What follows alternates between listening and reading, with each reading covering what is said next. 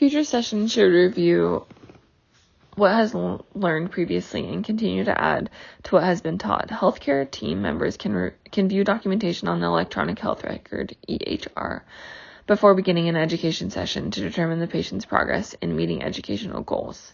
The teaching care plan is adjusted after each session to enhance future learning. Ethical, legal, and professional practice. Nurses have an ethical responsibility as a professional to provide patient education at the level of literacy for each individual patient and family. Ensuring that the patient's medical record clearly identifies the patient education conducted is also imperative in today's litigious society.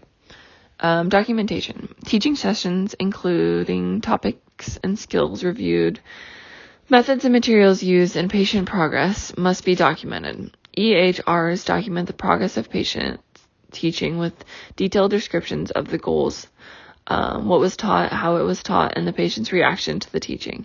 In many settings, the learner may be instructed by different individuals in a discipline, nurses on different shifts, or by interprofessional teams. All members of the teaching team need accurate, up-to-date information regarding the patient's progress toward achieving patient education goals.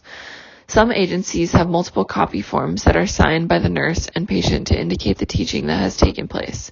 It is important for the nurse to document what was taught, to whom, by which method, and how the patient responded. Paper or electronic copies of any information necessary for use at home should be made available to the patient.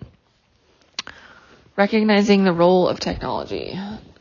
The U.S. Census Bureau first began asking citizens about computer ownership and use in 1984, with the most recent report being published in 2011. Household ownership of at least one computer increased dramatically from 8.2% in 1984 to 75.6% in 2011 and has likely continued to increase.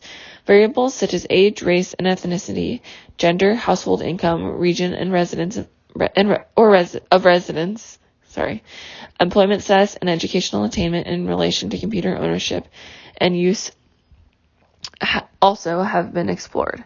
For example, when the last report was published, persons 18 to 34 years of age stated they lived in a household with a computer and internet access 82% of the time. Individuals over 65 years of age reported living in a household with a computer 61.8% of the time, which is significantly lower than the younger population. However, the use of technology across all ages range has increased. Access to computer resources can be beneficial in that the flexibility and accessibility to healthcare information has increased. Although there are benefits to this technological advancement, the potential risks for patients obtaining information from unreliable sources and then, for example, altering the medications they take or treatments they try may be harmful. Whether benefit or risk, nurses need to take into consideration that the internet is an accessible resource for patients, so materials should be developed using reliable websites and ensuring the information is provided or revised to meet the literacy needs of the individual.